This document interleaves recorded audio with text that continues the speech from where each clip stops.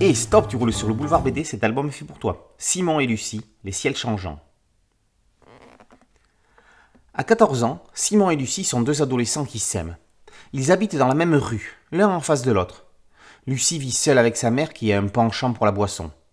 Simon habite avec sa mère et son beau-père, enfin, celui du moment. Cette nuit, c'est la canicule. Simon a rejoint Lucie dans sa chambre.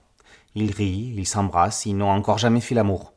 Ils sont encore jeunes et ne sont pas comme ces adultes dégueulasses qui n'hésitent pas à se moquer de leur prochain. Lucie est artiste dans l'âme. Elle réalise des compositions sur support carton. Pour cela, elle a un cutter.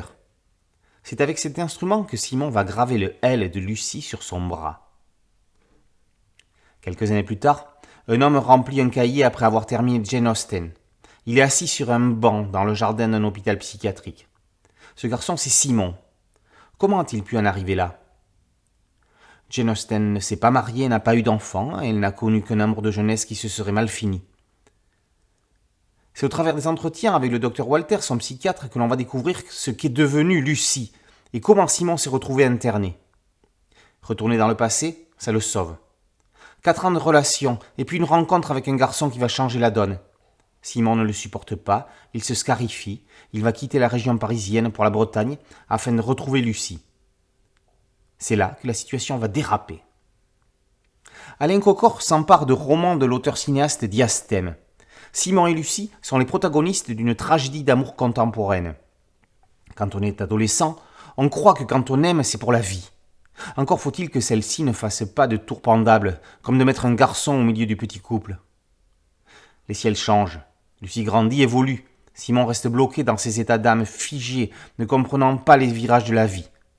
C'est de cette incompréhension que découlera son internement. On va vivre l'HP de l'intérieur, avec ses moments fugaces de drôle folie et ses dramatiques camisoles chimiques. Simon sortira-t-il de l'hôpital ? Quand bien même en sortirait-il physiquement, peut-on en être moralement libéré ? Le trait d'Alain Cocor rend toute la détresse et l'amour de Simon tout au long des plus de 300 planches de ce pavé. Aimer à la folie, l'expression prend tout son sens dans son roman d'amour. Si les ciels changeants de Simon et Lucie ne vous tirent pas des larmes, c'est que vous n'avez jamais aimé. Mais ça, ce n'est pas possible. Simon et Lucie, les ciels changeants, par Alain Cocor, et paru aux éditions Virage Graphique. Boulevard BD, c'est un podcast audio, une chaîne YouTube et un site dédié. Merci de liker, de partager et de vous abonner. A très bientôt sur Boulevard BD. Ciao.